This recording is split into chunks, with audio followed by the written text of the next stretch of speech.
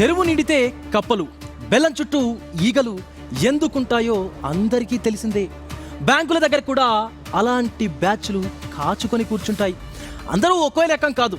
కొందరు ఏకంగా బ్యాంకుకే కన్నం పెట్టాలని చూస్తుంటారు.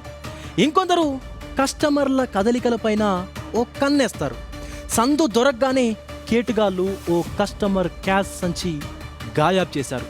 ఫోన్లో బిజీగా ఉన్న సదరు కస్టమర్ తేరుకునే లోపే సొమ్మంతా గోవింద. తాకట్టు పెట్టిన సొమ్ము ఎత్తుకెళ్లారని గొల్లుమన్నాడు ఆ ఆసామి.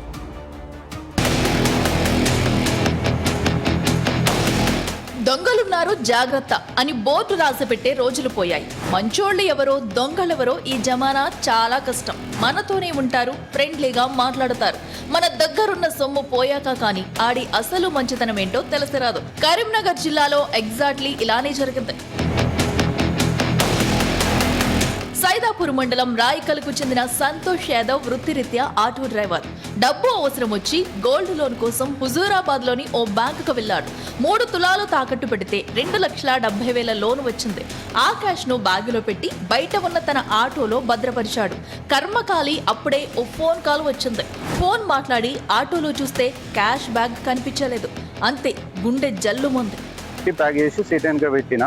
ఇదంతా పెట్టి దాని మీద తాళ్ళు ఇట్లా వేసి మా వాళ్ళ ఉంటే ఇంకా మాట్లాడే వరకు ఇటు వచ్చే వరకు మళ్ళీ డబ్బులు లేవు. అప్పటికే 100కు డైల్ చేసి సార్లను రమ్మని చెప్పాను.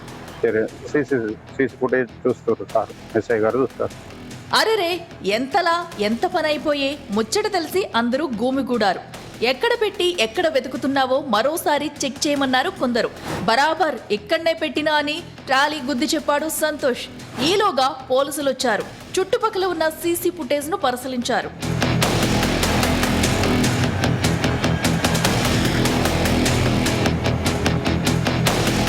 అది గది సంగతి. కొట్టేసిన కొల్యాగా స్క్రీన్ పై తళుక్కుమంది. సందు చూశాడు.